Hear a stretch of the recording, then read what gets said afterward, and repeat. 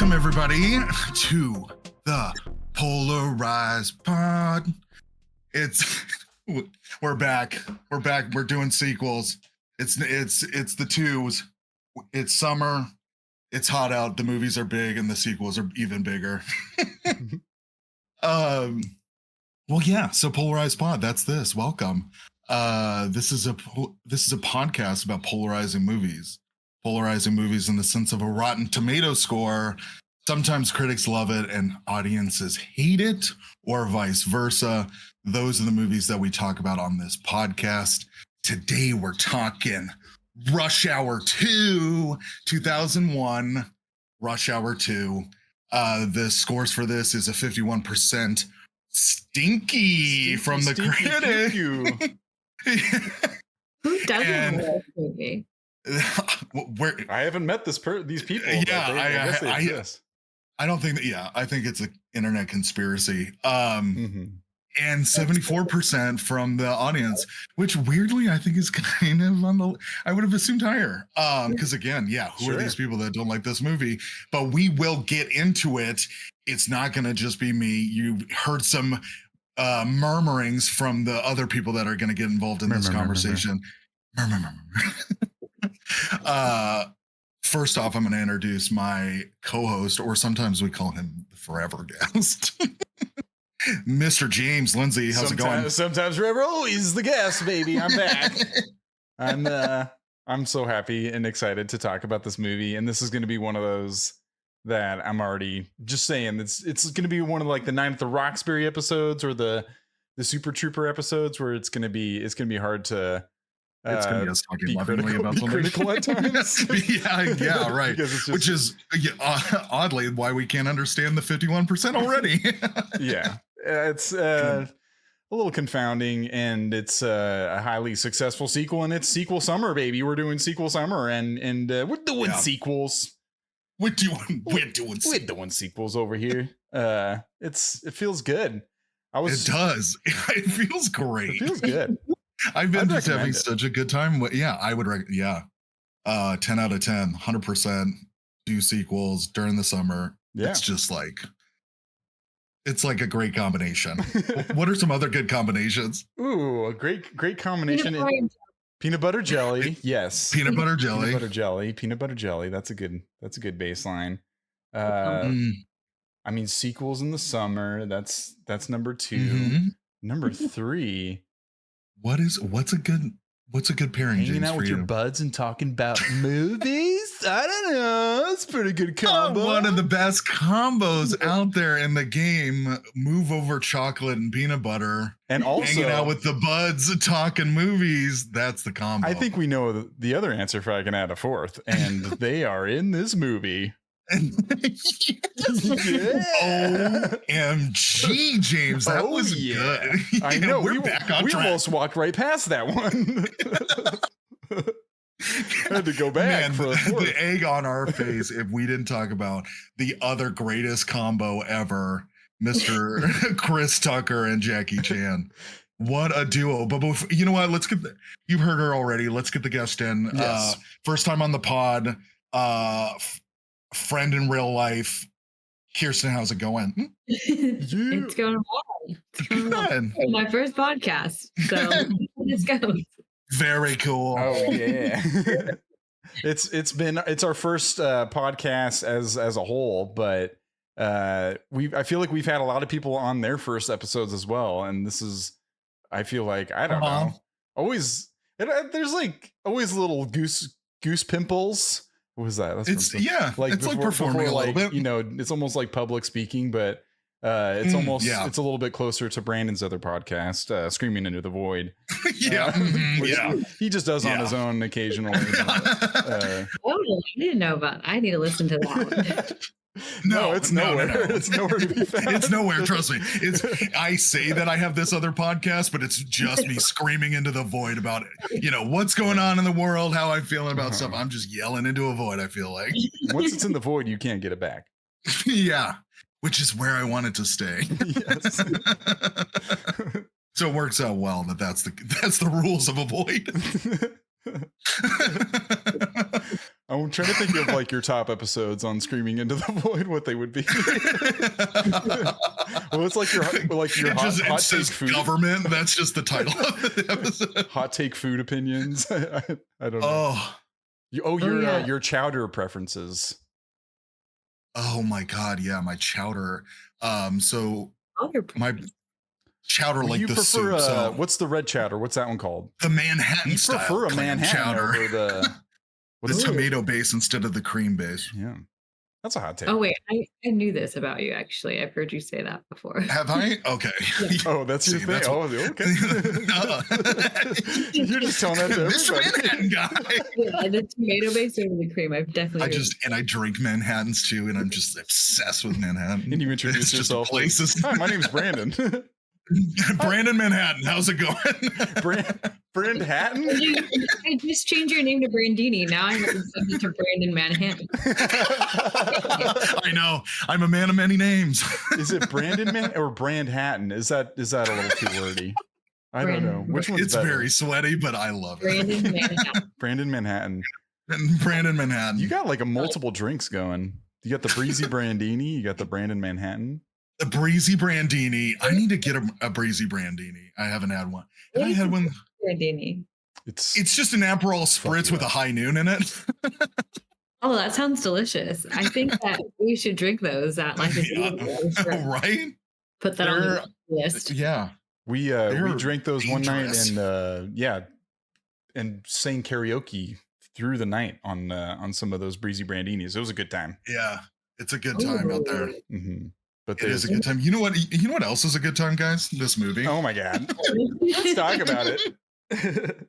This movie, like people, it's crazy that it's even on. Like we've already said that in so many ways, but it's crazy that we're doing it on this podcast. And it's like I think it's just I'm already getting into that part of it. It's got to be a lot of like the comedy, and I guess like critics just get more like stingy about sequels and the whole like reason for them existing. Sometimes they get like extra critical of like why this should even exist, of like, oh, if you're going to do another one, it better be good, sort of thing. Sure. Do you think that they don't like it because this movie's kind of racist? Slightly racist. It is, yeah. I was trying, yeah. It absolutely is. Yeah. I mean, and sometimes it's very egregious. Like, oh my god, yeah. And it's really just Chris Tucker like against Jackie, just like ripping him a new one about a lot of stuff. And it's when that happens, it's kind of a bummer. Yes, but I don't know, the relationship that they have though, I'm obsessed with. And the moment that they have at the end of the movie, I'm like, this is the best.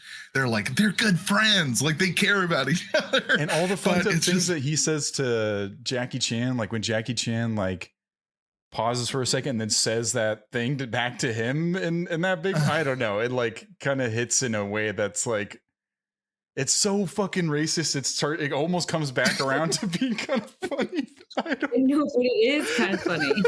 It is funny though. It's funny because like the first movie, he does that as well. He does like the thing in the bar where he says the N-word in the bar and not knowing what it is. Like there's just this I don't know, purist sort of qualities to Jackie Chan's character in this movie in particular, and maybe some other ones too. But it's weird that this movie had me thinking: is there like, not is there good racism? I think that's terrible wording, but is it being racially aware and making jokes about our differences is funny, or can be funny at least, but it's so weird because it's also just it's racist.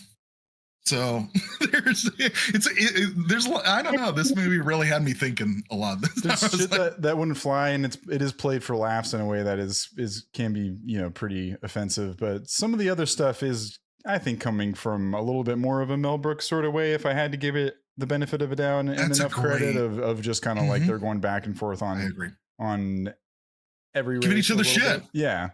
Yeah, just giving each other shit. And I appreciate them being in China, and Chris Tucker being the fish out of water and him being the weird one. Because like that's played for laughs in the first one in a racist way of like how, Jackie Chan, like, and how they treat him in that movie, which is a great movie as well. But and that's just part of the fish out of water. But the treatment of that character speaks to the racism, I don't know, within the police department and Chris Tucker's character and just how they interact with him. But that being applied to Chris Tucker in this one, I don't know. I kind of appreciate the globetrotting aspect as well.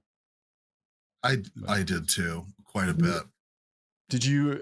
You're pretty familiar in like the first one too, Kirsten? I saw it recently, but I have to see it again to remember what happened. But I do know that Rush Hour 2 is way better than the first one. Hell yeah. I've been like I couldn't tell you. I feel like that's the general consensus, right?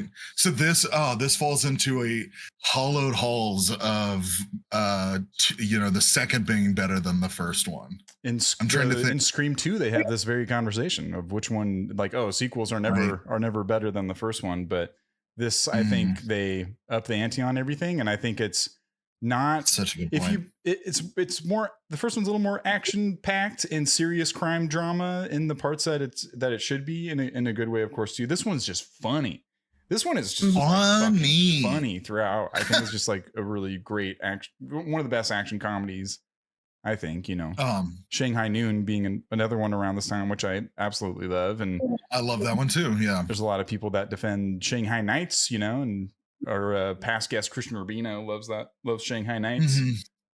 Ace Ventura 2, we love that one. We did that on the podcast. We loved it. Yes, there's some comedies like where they kind of are given Austin Powers to like. I maybe do a little bit more of the gold member over the Spy Who Shagged Me, but they're not bad. No way! Yeah. Whoa! Oh, yeah, baby. Yeah, baby. You got Foxy Cleopatra, Chimone Lee. Come on, Chimone Brandini. Yeah, that's man. But so I think like sequels for comedies, maybe it's a little passable, some of the stuff, and anteing up the jokes and the comedy and doing the trip to China was this, I think, a smart move. We're getting feedback. A little feedback. Hold on. Do you want to reset real quick? Yeah, no, I think Kirsten, can you get the headphones? Yeah. Oh, cool. Yeah. Okay. We'll be right back.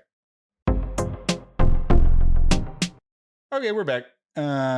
Should we like get through some of the plot of the movie? I mean, we talked about. I would love that. Again, yeah. I love the first one. Just to leave it on that. Like I was thinking, I didn't watch it before this podcast. Oh, I do want to know Kirsten's history before we jump into it, because I feel like us coming together to talk about this movie here was because of finding out your love for this movie. Yes. So do you like your history with this? Do you remember fondly your history of it? Like when you saw it, like we would have been like 11. I don't know how old you are, but I was born in 1990, so I would have been 11. And this came out in 2001. Then I was 10. Okay, you were 10. Yeah. So you know every line I hear. That's another fun fact. I know like the funny lines, I guess. Like I honestly couldn't remember the first time I watched it, but I watched it a lot. Was that on like a DVD or on TV? Right, yeah, we had the DVD. Same. Yeah. Mm-hmm. Yeah, it was just like one of those nostalgic movies, you could just throw on, and it was always funny. Like last night when I watched it, it was still funny. And I think I watched it recently, like hungover one day. I watched all the Rush Hours. Perfect. It's such a feel good. Like comfort food for the whole family as well. Yeah. And for it to have all the action and everything, but not push it too far, and some sexual stuff too. But it's like a perfect like PG-13 movie, I think. It is. That's true. Yeah. That's what I call that. Because there's some death in this. People will get shot and killed, right? Yeah, there's terrorist attacks, and wow. Yeah, like there's packages and all that. A lot of fatalities. Yeah. Shot like there's great squib work. People fucking falling. The shot, and I remember seeing it in theaters, and it was like we were really excited because Rush Hour was acceptable for me to watch when that movie came out a few years earlier. But yeah, me and being an 11-year-old boy loving action movies, I remember going with my next door neighbor, and when was it Ricky Tran? The bad guy falls out of the building and hits the car. I just remember the whole audience just being like, "Oh!" and just that reaction was great, and all the laughs, especially What's with the line? especially What's the with line after that bloopers. happens? I Oh, always well, think the about the blooper. blooper, but like he's not Oh, gonna. the the movie. Yeah, blooper. yeah. Yeah, say it. Say it. He You ain't gonna just- be in There you Rush Hour go. 3. Yeah. Yes, Okay. yes. Let's go. You walk out of that theater and be like, man, I want to see 3 right now. Let's go back. Do it again. Yeah. Man. I would argue like this movie has the best bloopers. Yes. Okay. It's this one or Let's talk Liar about- Liar, I'd say. Okay. But I think this one has like, it's one of those where like you start quoting the movie and then the bloopers start to get mixed in with, if you start quoting it back and forth with your friends. Right. Yeah, because the Like, gefilte fish. Gefilte, yeah. Yeah, you can't beat that. Legendary. So funny. Yeah. What's this fish called? What's my line again? Gefilte fish. Gefilte fish. And when he Gefilte starts, fish. Yeah. when he starts imitating it, I lose it, man. And then it's what makes it even funnier is retroactively you think they did not get a good take because it's not in the movie. Right. So funny. It's so funny. Because again, like when that happened, like in the plotting of the movie, when it just cuts after they're like, okay, we're going home or whatever, and then it cuts, and then they're like at the station or whatever. Yeah, they just didn't get a good take. No. He could not say it. He couldn't say gefilte fish. They cut like Yeah. right before it. Yeah. Gefilte? Wait, now I I'm don't doing even it. know, man. I think it's gefilte. The- Gefilka? I think Gefilte? Is it a K or a T? I think a T. What's Gefilte. Should I, what's the verdict on that? We don't even know how to say it. The first time I What are heard the some other word good I feel like was from this movie. You know, 'cause, Oh yeah, Gefilte. Yeah. I've never T. heard it ever again. No. And then I think it's referenced in. I haven't seen I've seen some of 3. I should watch 3. I love these movies so I much. wonder why he And got it's crazy, but I think they reference that in 3. He gets to say it at some point. Oh, Oh, he does Yeah, say it. I think so. it's so funny how that became. She's just getting pissed. If we had a soundboard, we need that soundboard Gefilte! figured out. Where I think that'd be a good soundboard cue. Just hit that when we. Oh yeah, I'll hunt it down That'd be to have funny. to have a little soundboard cue. For Get some us. shock jock situation going for both. Yeah, just press the gefilte button. Shaped like a fish.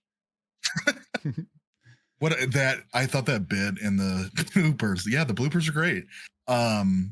Where somebody calls Chris while they're in the middle So of the good. scene, and then like, keeps having the conversation, and hands the phone over to Jackie, and Jackie's so He's like, pissed. "You're wasting our film. Yeah. We're filming right now." Yeah. That was good. His I- flip phone. His flip Yeah. phone. Yeah. I tried to look up at who was calling him, but Mhm. I couldn't I find said, it. call me at I also- 5. Call me at 5. But I'm dying to know who that was on the other one. I know. For him not to just like look at it and be like, I'm not gonna answer my phone. He like actually takes the call and was like, no, this is an Mhm. important call and we're gonna have it at 5 o'clock. So make sure you're ready then. But Totally. he immediately goes, I'm looking at Jackie Chan in his face right now. He immediately hands him the phone. There's a part of me I'm like, is that fake? But Yeah, that's me was that being real? maybe cynical. But if it is, they're great actors and it's a great scene. Yeah. Well, Chris Tucker is just so incredibly charismatic. It's not even funny. Like Yeah. it just like every pore and fiber of his being is just so. He's just yeah. His whole body has a language to it. He's yeah. Hilarious person. I love, Absolutely. they're two like masters of physical comedy in a way, and Jackie Chan is much more like the action side of things and Mhm. making it humorous, and he choreographed the movie and a lot of the stunts and everything. I think all the stunts and all of it, and helped. I mean, from the little behind the scenes look at it that we checked out, it seemed that he had a big hand in directing it, and he's just. I've seen, montages of his career and his ability to instill comedy into action. And this run of movies at this time, people, were using him a lot for like the buddy like to the duo, sort of him like playing off of somebody. But I remember seeing like, what was it, the Tuxedo? I guess he was working off of like, was that Jennifer Love Hewitt? Right. And then just Shanghai Nights, like you said. Shanghai Noon and Nights. And I mean, him and Owen Wilson is a great pair as well. And in a lot of those scenes as well, it is, like him doing all this badass stuff, sometimes clumsily, which is part of it, but then having someone kind of like being a dimwit and being able to work their way through it and find a way to beat the foes while like just tripping over. And, that's like Chris Tucker and Owen Wilson a little bit more. And I remember, me and like the neighbor kids, like we just loved jumping on the trampoline and like watching action movies and shit. And we'd watch the first one. Yeah. And we'd try to reenact like the action movies. And so sick. Yeah, bro. And we'd go on the trampoline like, oh, it's like slow motion Matrix, please. That's the time. Yeah. Mission Impossible 2 for some reason. I don't know. We love that one. But this was one where the first movie that scene it's like upstairs at the restaurant, and they have the fight, and they reenact part of it in this movie. But we tried to figure out the choreography of that fight and reenacted it in his living room. But the one thing that they carried over, I don't know if I can express it on the podcast, but they do the hand thing, and then they jump and kick like the other person on the other side or whatever. Yeah. And if you ever get a chance with your friends at home to do that, it feels great. Because you like do that, and then you like go back to back, and they're like that. But then they get sick. Wow. It's some fun like stuff to mimic as a child for sure. Yeah. Good family movie. No, definitely. I remember like the spa scene when they're in that like really short robes. And then they're like, they thought they like defeated everyone. They're like, yeah. And then they turn. Yes. And there's so many more. Like, oh no. They just get dropped off naked. And I guess like they can't shut off the streets of China. So I guess they filmed them doing that and running around. But that cut too is such a funny. All the cars are going off, and the alarms are going off and stuff. They're honking. I mean, yeah. Yeah, and I love him. You go. No, you. Okay. The chair like movement at the spa, where is it Chris Tucker that's like has fallen over it, and then Jackie like flips. Yeah, he's like, flip me. Yeah, flip me. Yeah. And the blooper scenes, he keeps like rolling back because he can't like land it straight. Oh yeah, that's right. Yeah. Is Jackie okay? Jackie always okay. Yeah. Jackie always okay. Yeah. Dude, God, the stamina of that guy. Man, and then lines of this movie will just like flash in my head. I'm just like, you bite it. Yeah, bite it like a little monkey. It's just like, stuff is just like so funny, and seems like it's just Chris Tucker just riffing on the day. But they go to China for a vacation is the whole conceit, and then it gets into other stuff. But I like them introducing the characters, listening to Beach Boys. And I think my first note was just Chris Tucker's line of like, Beach Boys are dope. That's oh my God. I know, I'm not going to. My first line too of my notes is, Beach Boys, baby, they're dope. And they do like the bitch slap you back to Bangkok is my next one. Yeah, I think that one's in mine. Wow. Don't ever touch a Chinese man. CD is like the reference from the first one, and they gotta fit him in. You ask them to get naked and sacrifice a small goat. I don't know, that kind of stuff is pretty great. And then the other one was like, pick up your summer assholes and shave your butt.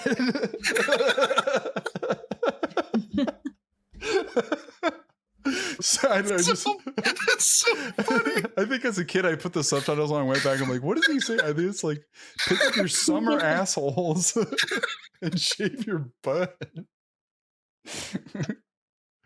I just watched My Big Fat Greek Wedding recently too, and that's like a joke in that too. It's pretty. It just works. They tell him, they're like, oh yeah, tell him this is what it means to say cheers, and then he's like, oh, your boobs are very nice, is what he actually says, and like, oh, got him.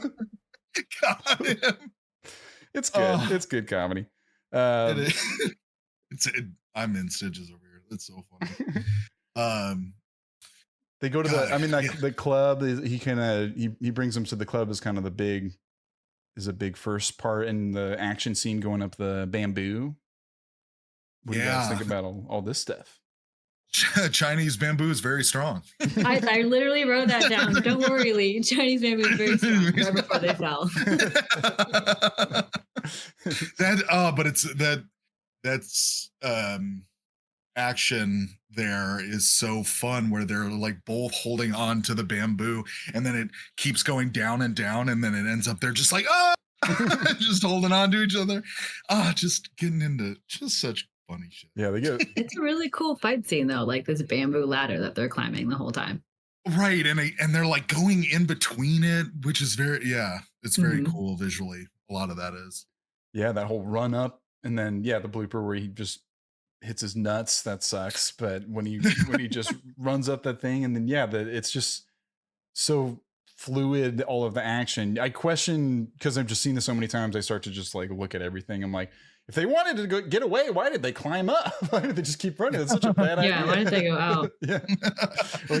They're like, they ran to this point. They're like, I guess we gotta go. There's no way. We gotta go up. No left, no right. Chris Tucker's like, I'm gonna take the stairs.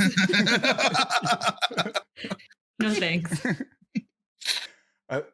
And like Jackie Chan's doing the craziest stuff, and he should be the one like freaking out, like, oh my god, I can't believe I have to fight all these people and do all this stuff. And Chris Tucker's doing like the bare minimum, and he's like, like just freaking out and having such a hard time. It's somebody's old chopsticks like shoved up my ass or whatever. This is good stuff. It's good stuff. They just fucking fall and land. It's like it's not glorious at all. It's just like, I love when like a buddy cop thing, like like Lethal Weapon or something is then not as funny. But when they fuck up and they have to keep like chasing the villain and they just keep on like kind of messing up in their own way, but they pull it together at the end, is just the basis of it all, which has been done in a lot of different movies, but the chemistry and those two together just makes this movie a whole nother level of a classic and so funny. Absolutely. So they got to get a massage at this point. Massage. And another great fight scene. They cut fights really well, and he's picking out the ladies Chris going Tucker. into it. That whole bit. Yeah. You don't jump in front of a black man at a buffet line. Yeah. That's the buffet line. Yeah. You don't. I'm just imagining all those poor women just having to sit behind there all day long. All day long while he's just ready. Okay. And then the whole part of him breaking the laptop and getting up, and you see all the guys get up behind him, but he doesn't notice and get back down. That's like good building of tension. I think the connection between him and Jackie Chan's father, Lee's father, is great. I love that as a villain, like the father's old partner or daddy. They say daddy a lot in this movie, which I think is funny. They do. Like, it's your daddy. And that's, I don't know, just funny that they use that terminology, but they do talk about their fathers a lot in the first one too. So I like that it's just a part of who they are, is kind of trying to replicate their police officer fathers, and possibly like more successful. Or I remember in the first one, he's like, my father once caught a bullet with his bare hands. I always remember that. That line. Wow. Because Jackie What a legend. Just building up the mystique. And it's so childish to be like, my dad's better than your dad. It is. Yeah. But the old partner, I think that's a great villain. I like that. I agree. And it's fun that the story is that they're not put on that assignment, that the whole plot of the money laundering falls into their lap, essentially, right? Because I mean, what is Jackie Chan's because he wasn't, or was he investigating Ricky Tan, because of the money laundering, or was it just because the explosion at the embassy started it all? The explosion. Okay. And then the explosion at the police. station where he thinks that Chris Tucker died, but then that's when they're separated. Oh yeah. There's like a brief moment. Like I love how it just doesn't get too like mean spirited between them, or they don't have too big of a fight. They have that moment where he walks out in like Lee's old clothes where it's like a little too small on him. I think that's funny. Yeah, and then he thinks he's dead for a bit, and then they meet up again on the yacht. And then they have the great like who's on first bit, which I think is hilarious. Where it's like, who's dead? You's dead? Detective you? Who? You? Who's you? So good. So good. And that guy who's hung up on with like the life preserver, he's a background guy in the first one. If you noted, like, and there's really? It makes no sense why he would be in both evil operations. If anything, he probably died in the first one, but they probably just really liked him as a stuntman and kept him around. And I'd seen both of them together. I'm like, that guy's in the first one too. He doesn't have any lines or anything, but he's just one of the stuntmen. If you look close enough. If you have nothing else, if you just have seen everything else. Wow. To see, but. I love that guy is just stuck up on there while they're having that conversation, right? Yeah. Wait, we just skipped over the chicken part though. I'm sorry. Oh, he just has this like live chicken. Right. Talking to the taxi driver, and he's like acting like he can't even understand him. And then when he pulls out the wad of cash, he's like, "Now you're speaking my language." And then just leaves hthem.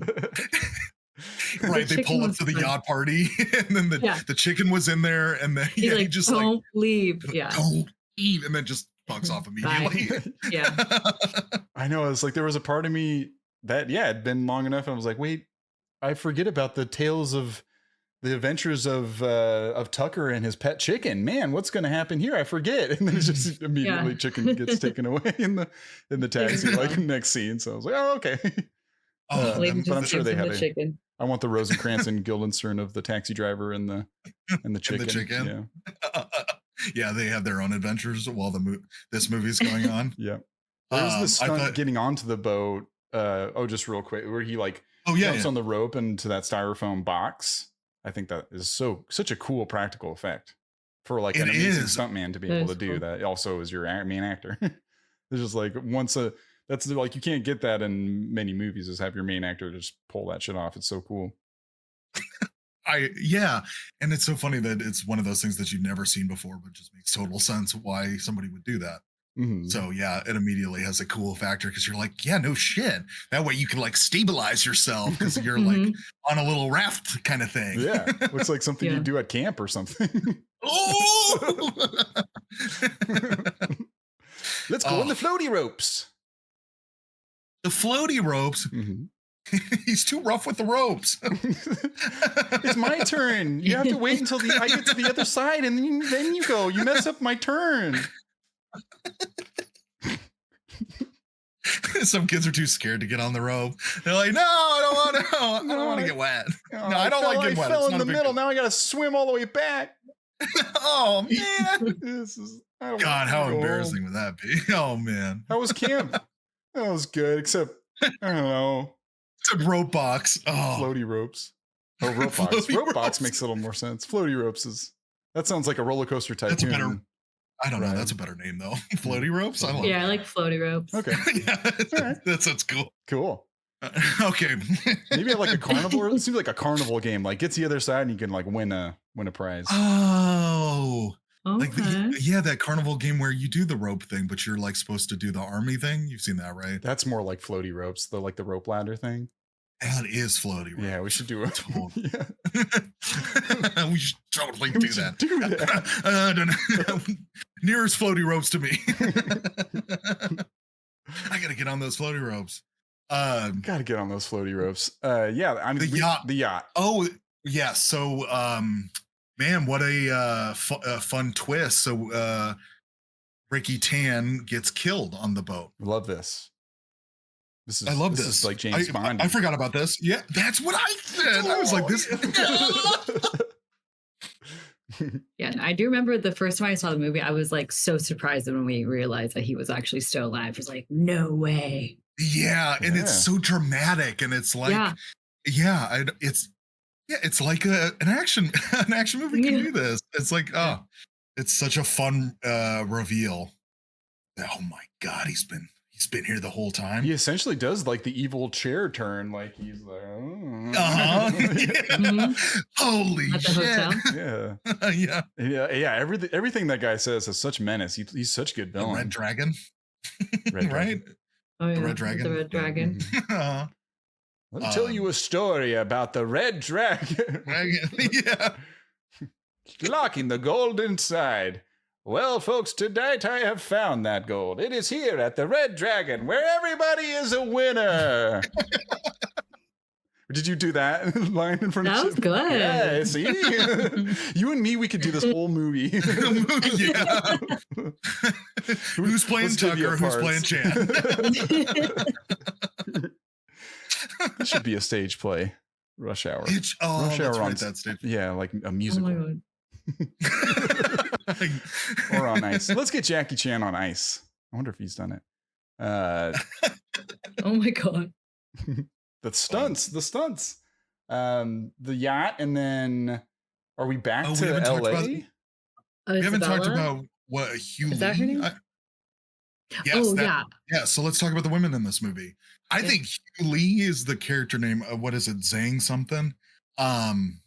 Like the she's great. The henchwoman. She's like the really straight hair. Yeah. She's so good. She's so good because she's so like crazy and like kind of scary and such a loose cannon, and it's it makes for pretty tense stuff because you don't know what she's gonna do. Yeah. I love she's not silent, she just doesn't speak English. There's a moment in the limo I think is really great. The apple. Apple. The apple, yeah. And then she fucking throws it. That's so cool. Yeah, but there's she just is bubbling under the surface too, and I think I like that in a Bond movie, or even the most recent Mission Impossible. There's a character that is kind of a stoic, silent, and I think she speaks French the whole movie. It's the person who plays Mantis in Guardians of the Galaxy, but she kind of plays that similar character where she's kind of like cool. She's kind of nuts and just really intense and a henchwoman to the main villain. But so good. And there's been a few Bond movies that have that as well. Is it Xenia Onatopp or whatever, I guess? Yeah, she talks a lot. She does talk a lot, but she's like a psychopath too. She's really crazy. Yeah. Love it. There's a one where she like, is she bleeding or something? And then she just like eats the blood. Like that's such a classic crazy person thing to do in a movie where you're just like, wow, they're so crazy. They eat their own blood or whatever. In Crank or whatever. Yeah. That Are you guys watching Ahsoka? I watched the first Star Wars, like an episode and a half. Okay, I think there's only 3 episodes out. Okay, yeah. But the blonde chick. Yes, totally. She doesn't speak for That's exactly She has scary eyes. Yeah. Type of character. Yeah, and she's like a henchwoman to that one dude. Yeah. We don't know who he is yet, but he used to be a Jedi. Okay, you still don't know in 3rd episode. Okay. I don't think so. Yeah. What I love about that is like I don't know if I've ever seen such a beefed up Jedi. Yeah, you know how there's like a 3rd person with a mask? Beefy Jedi. What does a beefy Jedi look like? He's just like he's like a body 5-layer beefy Jedi. Yeah, he's like It's a 5-layer beefy Jedi. Exactly. Yeah. What were you saying? Sorry. I kept thinking like, because how there's a 3rd like villain with them, like on that team who's like in the mask. And I kept thinking that was the Jedi guy. And Chip's like, no, he's not big enough. I'm like, no, that's him. He just has a mask on. He's like, no, that's not him. Oh, I'm trying to think of the mask guy that they were in the first episode too. Maybe in the 2nd and 3rd.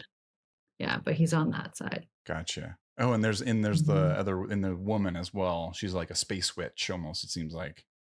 Oh yeah, I forgot about her. Yeah. Yeah.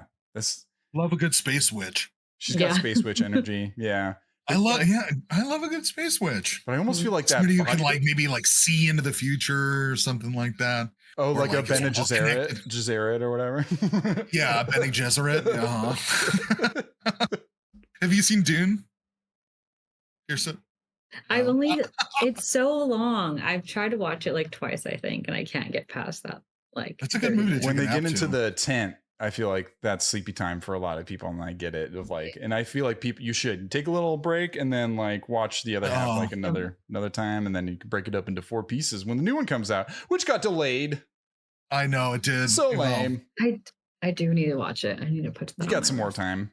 You got more time. Yeah, that movie got pushed back because of the strike. Ugh. I know. So lame. Yeah. So we're. I mean, strike. Push the movie back. Fine. Whatever. But yeah, the strike. Piece like as in why they need to do that because the companies that they work for suck ass. Just clear. Not saying that. Why are they striking? And a bunch of babies. No, opposite. Yeah. Yes. Yeah. I'm glad we're clear about that. Yeah. I mean, yeah. I mean, speaking of writing, it's like, yeah, it's what makes a fucking. I mean, what makes anything, of course, but comedy is just. Can go in this polarized direction because of the writing and it not working for people. But I don't know. For most of the people on the street and the people I've talked to about this movie, people on the street.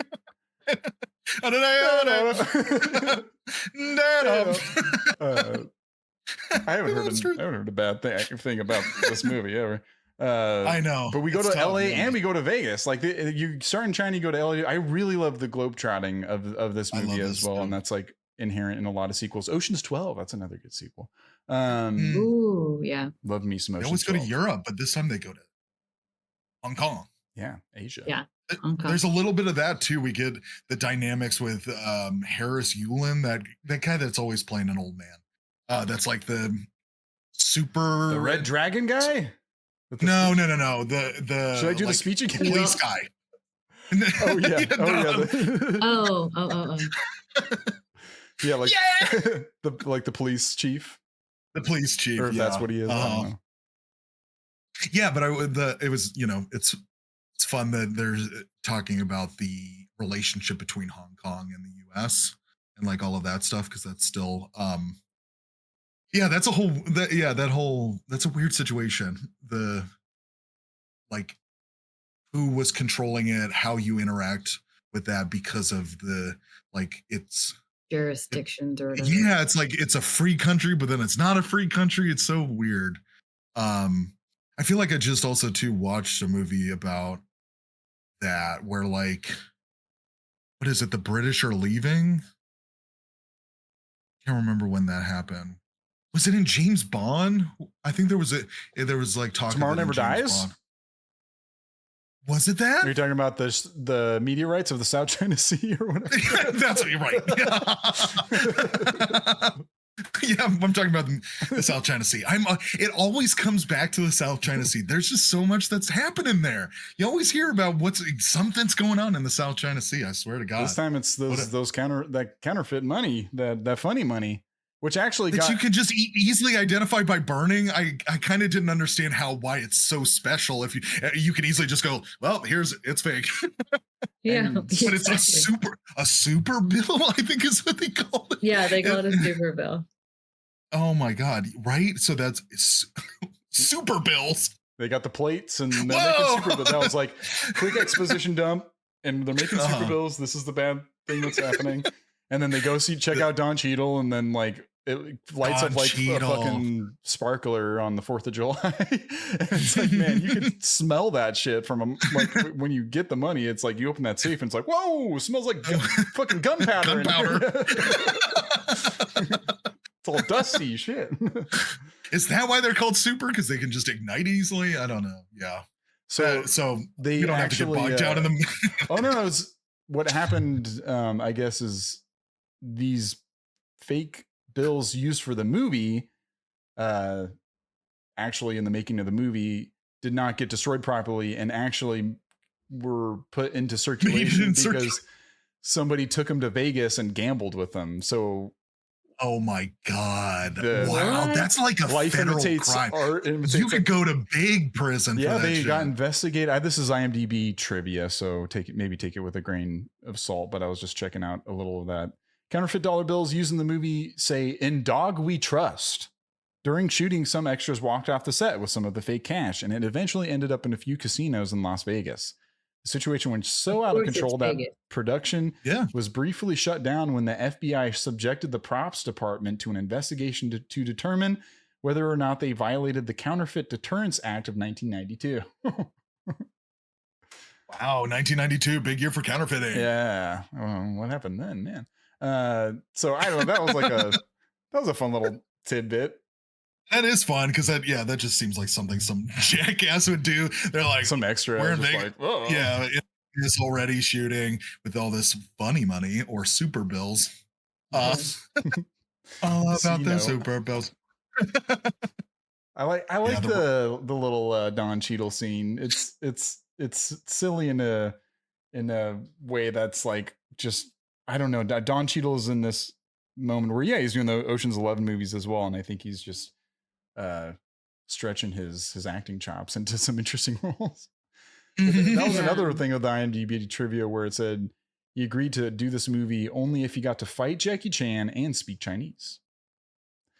Hell that was cool when he spoke Chinese. Trivia. What was his line though? And then he was like, did the matching style. That was cool. Yeah. And he makes a comment of it. He's like, "Where did you learn that from?" I learned it. I can't remember the teacher's name, but he's like, "That's it." Or it's like, "That's his brother," or something. Like Crenshaw. They're brothers. Yeah. Oh no, on Crenshaw. No, and then I like the line. Oh no, go.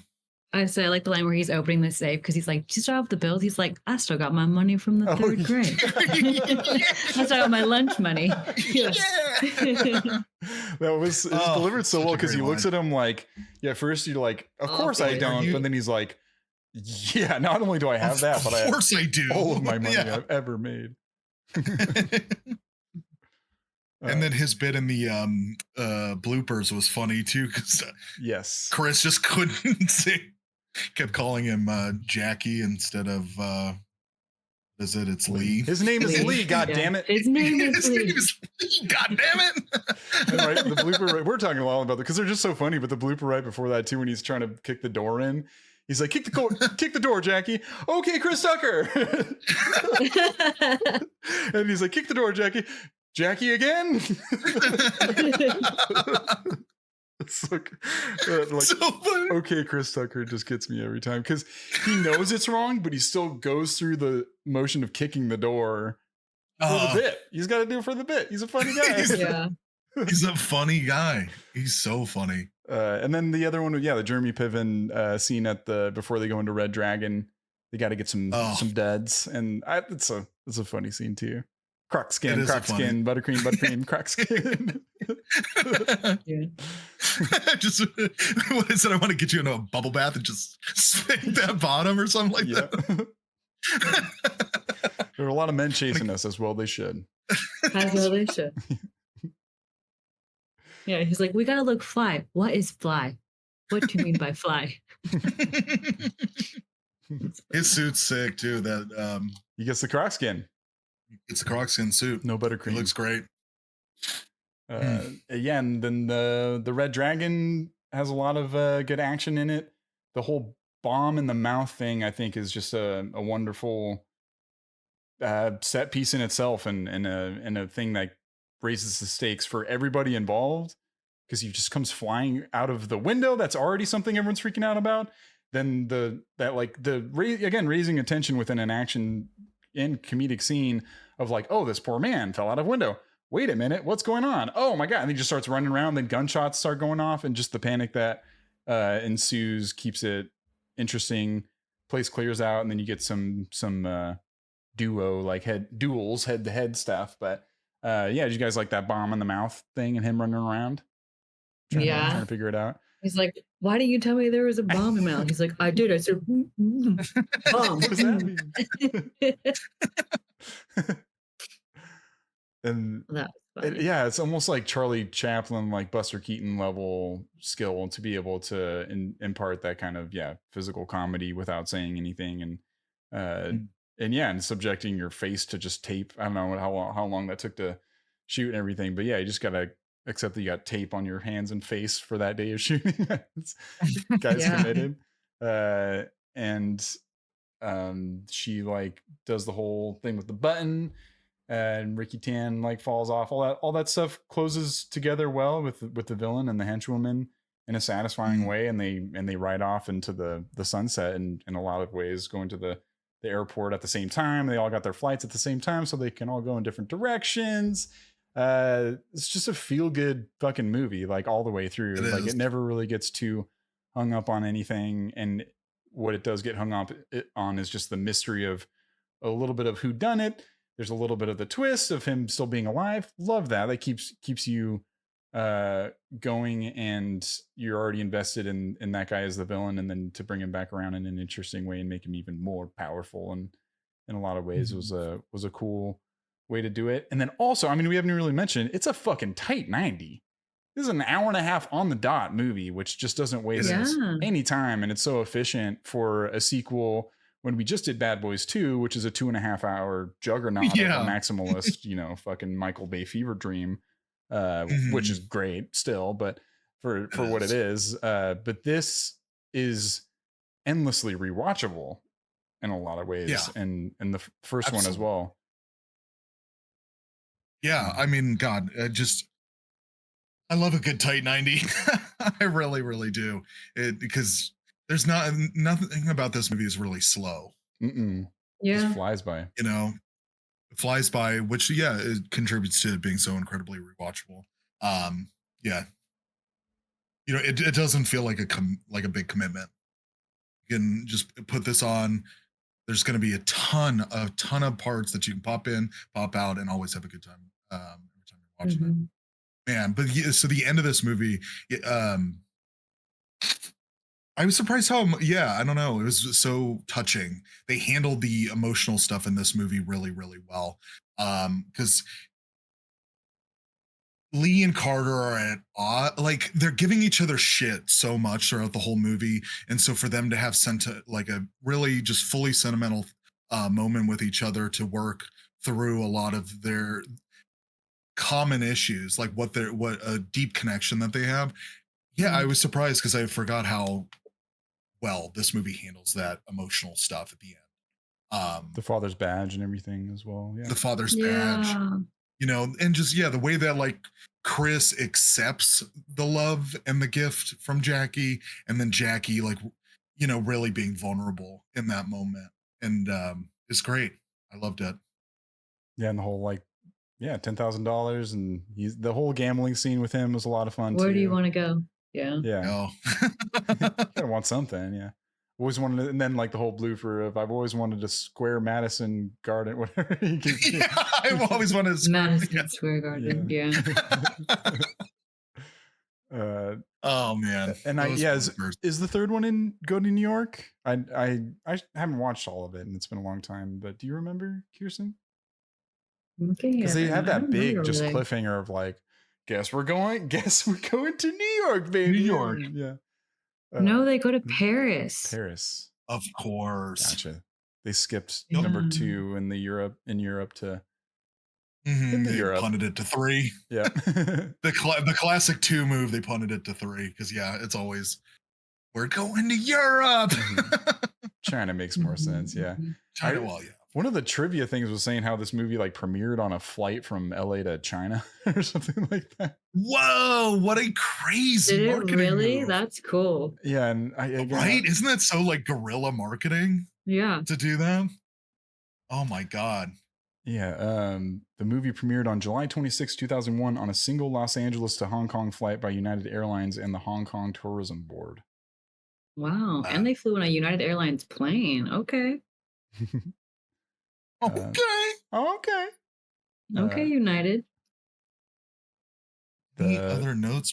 Yeah, I was just looking at some of the other trivia. If there's anything fun, like Red Dragon, the name of the casino. It's the name of the next movie that Brett Ratner made. Is called Red Dragon. I have a note here that I didn't really care for how Hugh Lee dies accidentally. I felt like she was such a strong, competent woman, and was such an interesting character that was obviously incredibly capable in like fighting and all this, and then she just like accidentally gets stabbed, and then that's how she goes down. I was like, what the? And that kind of sucks. Because just a note before that, I was like, Hugh Lee's a badass, and then she just gets impaled. Right? I can't remember exactly how it happened. I think she like steps on something, and then Yeah, but she still manages to find another bomb I know, right? and go all the way back upstairs somehow. That is her The thing, yeah. dedication. Yeah, it is her thing. She's a big bomb She's a head. big bomb, yeah. But yeah, Bumper. Chris Tucker, it is kind of like a ripoff, but it is funny too, where like, yeah, he wins just by complete, like it's almost like a Mr. Bean sort of level character of Right, or it's Mr. like- Magoo or whatever, but he gets stabbed in the fucking heart at one point. Like she wins and stabs him in the heart, Yeah. and then like, thank you, Benjamin. You know, the money. money wad saves him. So it's just like pure luck that he's only able to like best her. She's hoisted by her own spear petard. Mm-hmm. Yeah. mhm. Right. We'll see if there's any other notes I got here. I am a tourist, fool. He's like, act like a tourist. He's like, I am a tourist. Flip me. No wonder you're mad. When he looks at the guy's ding dong. You'll never understand me. Oh. You're right, because I don't even understand what you're trying to say to me right there. That's like just doesn't make any sense. Carter's like, what do the triads do? And they're like, well, they torture you for 3 days and then they cut off your egg rolls. Yeah, egg rolls. Egg rolls, that's fun. Oh, hell no. He was like down to get tortured, but the second the chopping of the balls comes into it, he's like, no. And then the song that is playing when The P. Diddy song? Yeah, man. I was the every move you make. Yeah, please. Yeah. Oh. And then it's like that dance comes back into it. Yeah, he's like reminiscing. Hopefully you don't copy. Yeah. This song is so tight. It's so good. And it's like the song itself isn't a callback, but his move is, and it just works so well for the scene. And it's still funny too. It's every note. It's like emotional and funny.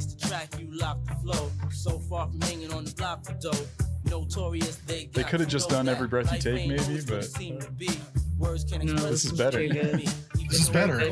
We still a team. Through your family, I'll fulfill your dreams. In the future, can't wait to see if you open up the gates for me. Wonder if it was Diddy on the line. Ooh. That's who was calling Chris. Call you at 5. You can call me back at 5. Well, great. You guys want to go through some of these reviews here and then give our final thoughts? Yeah. All right. Let's check out critic reviews from the 51% range. Not huge fans of this movie. Let's start with LA Weekly. Ernest Hardy gave it a 20. The best parts of this movie occur during the outtakes, which are genuinely funny. The movie proper is insufferable. Insufferable. Insufferable. Ernest Hardy was sitting there just like, ah! Insufferable. It hurts. Ah! This movie makes me so mad. Like, I don't think Could you imagine? that worked a little strong, Ernest. That was dramatic. Uncomfortable. That was a little dramatic. Yeah, come on. Matlin Calm McDonough. down. Yeah. TV Guide Magazine, Matlin McDonough gives it a 40. Should please undiscriminating fans, but it in no way improves on the cliched formula.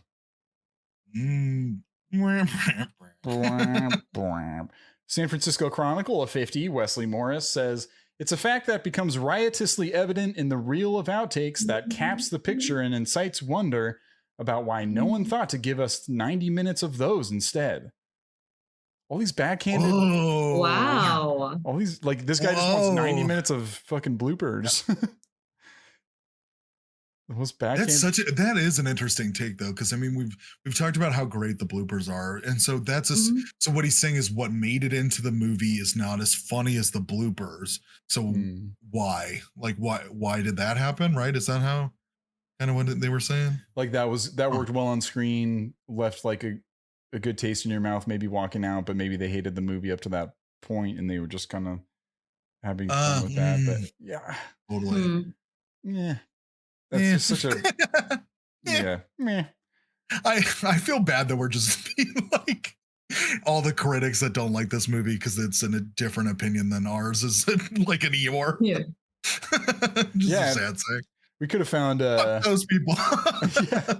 Contrarian opinion. We're not biased at all. I don't know what you're talking about. Hey, we would have had someone on here that didn't like this movie, but we can't find them because they don't fucking exist. They don't exist. Fuck you. I'll do one more from the Wall Street Journal. Joe Morgenstern gave it a 40. Oh, Joey Morgs. The movie is a counterfeit to a coarse imitation of stylish star vehicle for stars who deserve the real thing. Yeah.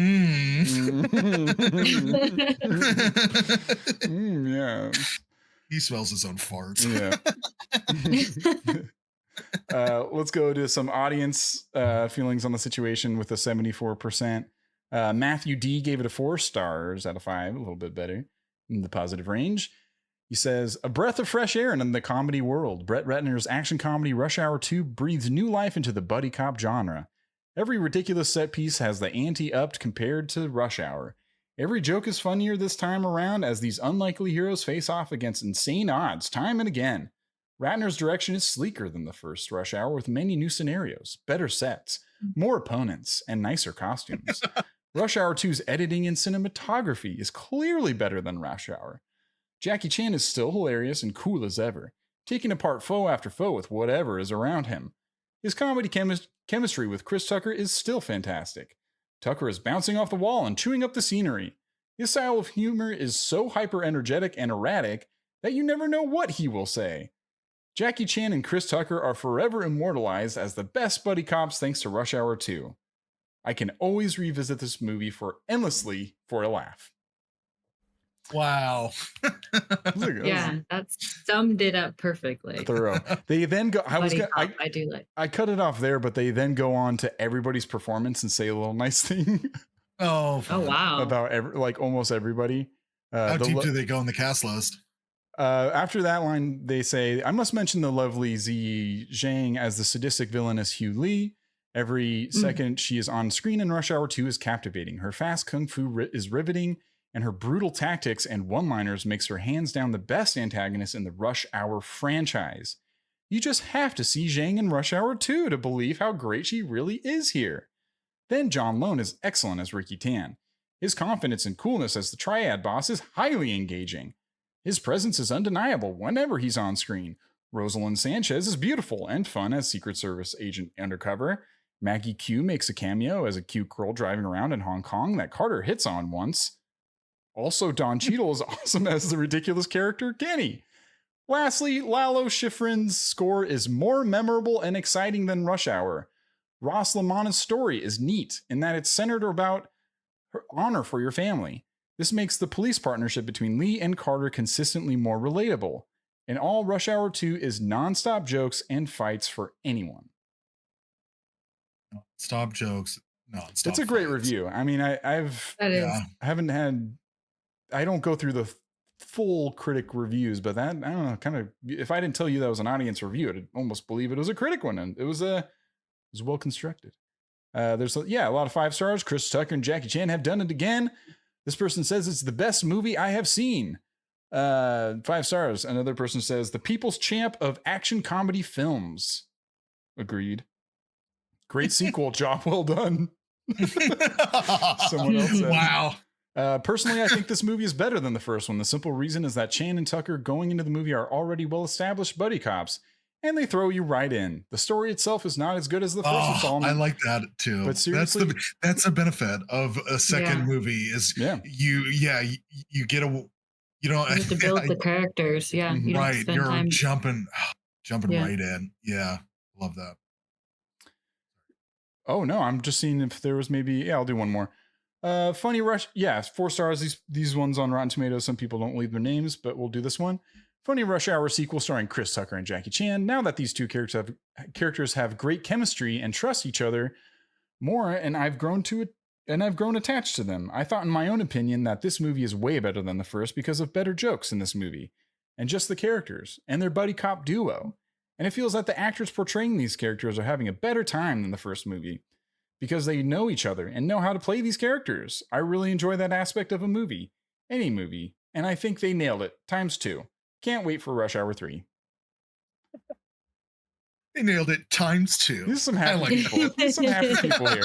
They're having a good time. Yeah, man, that's I've had a great time. we? Yeah, talking about this movie. If I could gauge the discourse between the two camps, I don't know. It just seems the critics were not really into them doing another one and didn't find the reason to. And I guess it was just about the humor not hitting them as well, and just not hitting in the same way. A lot of those were pretty ham-fisted, just like trying to make funny jokes about it being bad. But I may like picking on a sequel sometimes. I don't know, not picking on, but just it's low-hanging fruit. Some of those comments, it seemed like, because it's inherently like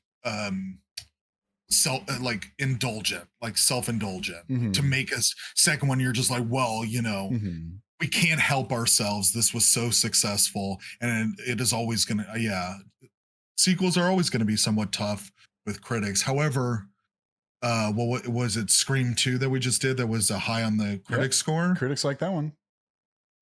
But that is it does have a lot of meta commentary about movies in it, which is more in line with the sentiment of why critics don't like sequels in the first place, is because of all of the things that are highlighted in that movie. Kind of takes a piss out of it, out of sequels a little bit within the movie, even though it's a sequel itself. And I think critics, like that, the one Joe Morgenstern guy is probably just like, it's so rife with satire. Yes. This fart smells extra good today. But I'm down to give our final thoughts. And Kirsten, if you want to start, or if you want us to start, whatever you prefer. We're talking. If you want to give just some final thoughts about the movie, and then a score out of 0 to 100, as Rotten Tomatoes likes to do it. There it is. Yeah, that's what we're doing right now. All right, 0 to 100. I guess I would give it like a 99. Hell yeah! I could watch this movie again tonight, and it would still be funny to me. Yes, right? Absolutely, 100%. I think it's one of my favorites just because it's nostalgic. It reminds me of being a kid and carefree, and yeah.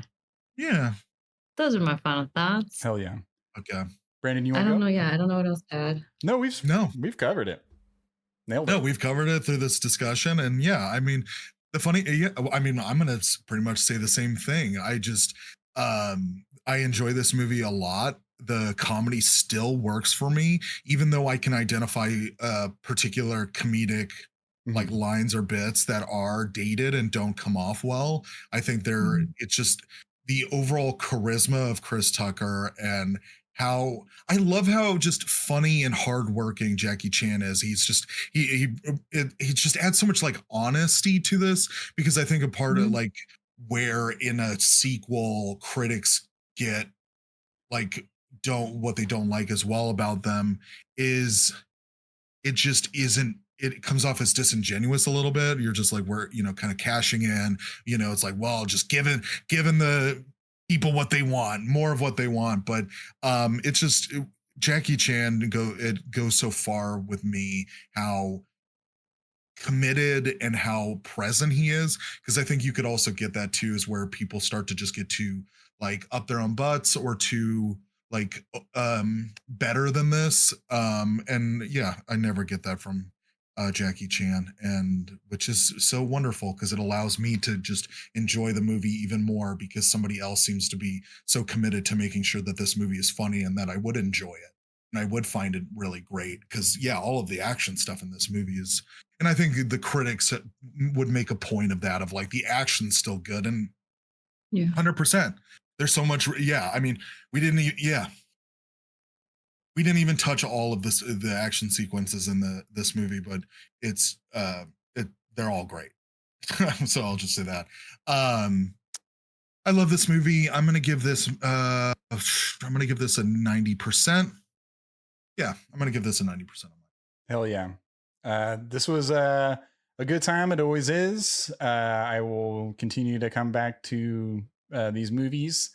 It's the more I think about it, and the thing that I resonated with this most recent time around, and maybe seeing more movies in my life since the last time I saw it, was it's the perfect action comedy. Like as far as an action comedy goes, I can't think of one that can beat it besides maybe, like a Shanghai Noon or something. That's more of a Western, I guess. But, there's others out there, of course, but I love the physical humor and the stunts that are funny in of themselves and also impressive and also push the story along in a fun way. It goes by quickly. It never stays too long for a sequel. I think that's a feat in itself to keep you going in an efficient manner. It brings back the fan service stuff in a subtle enough way that's like not too banging you over the head with like past jokes. It has jokes that you recognize just from this movie that aren't just recycled or rehashed, and they're kind of at like their prime in this. I don't know. Jackie Chan has had so many phases of his career, but this point in his career is when American audiences are becoming very like a lot more familiar with him, and I think he's, as far as that's concerned, in this run of his career for American audiences, like this is kind of him at his best. And I would definitely like to join you guys in the 90 club. I'm trying to. I'll do a 95. I'll do it right in the middle. I'll do it right in the middle. Wow. And I think some of that is for going down. Really is the some of the racist stuff that just doesn't like hold up too well. It would so be it's almost perfect. So it just it's hard to really like. It has a little blemish on it. It's not completely perfect. And it is a movie in many ways about our differences and racially or culturally or whatnot. And so exploring those, you're gonna hit some rough spots being a 20-year-old movie at this point, 20-something-year-old movie. It's crazy. That's our thoughts on Rush Hour 2. Kirsten, I can't thank you enough for blessing us with your first podcast appearance. And I know you're going to be going on the circuit here to all the all the big podcasts out there. What are they? All those big guys. What are they? Joe Rogan. I don't know. Going over to Joe Rogan now. No, thanks for having me. No, it was fun. I was nervous, but I listened to one of your podcasts, and it's just like you're just cool. Hanging out for like an hour. Yeah, you're just like talking, chatting. Yeah, it's tend to be talking the podcast that we usually like and we've bonded over in our relationship, Brandini and I. So being able to do our own thing, join in the mix, and we've always just enjoyed being able to hang out with friends we don't get to see all the time and just talk about movies, which is something we always like to talk about. And if nothing else, we get to hang out and shoot the shit for a bit, and that's really what it's all about. The fact that we're recording is nice too, but this has been fun. The other perfect combination, like we started off the top. Bro, I'm gonna go have PB&J. If you guys ever get the chance, a grilled PB&J, so good. Make it, grill it. I have with lots of butter, Smuckers in my fridge right now. Ooh. Yeah, I could grill it. Some butter, grill it up. It's soft. The Milty peanut butter. Ooh, so good. Can't yum. I'm gonna go make cacio pepe tonight. Ooh, cacio pepe from Trader Joe. No. They have a pre-packaged one. You just heat it up. They do. I've had that with the sauce and everything. It's under the sauce. God, now I'm hungry. Okay, sorry. Join us next time for Godzilla, King of the Monsters, our next sequel summer movie. We're wrapping up summer, but we're still going with the sequels. It is the sequel to the Godzilla with like Bryan Cranston and stuff. He was in it for a bit. He's not in this one. I don't know why I bring him up, but he's in the first one for a bit, and then this one has Kyle Chandler, Vera Farmiga, Millie Bobby Brown, Stranger Things girl, Ken Watanabe, and guess who else is in this movie that I just found out, Brandon? Who? Shang-Chi is in this movie. She's in this movie. Oh my God. How funny is that? We had no idea. We planned it. We planned it. Gotta figure out how to say her name properly. But Zhang is in this movie. That's so fucking cool. We get back-to-back Zhang performances. Love Hell yeah. Okay. It's a 42% critics, 83% audience. We thank you again so much, Kirsten. Anybody who's listening to this, if you want to catch us live, sometimes we pop up on twitch.tv/PolarizedPod to record these. You can reach out to us on email polarizethepod@gmail.com. Or X, PolarizedPod. Yeah. And we'll see you next time. We will see you for Godzilla, King of the Monsters. Bye-bye. Bye. Bye.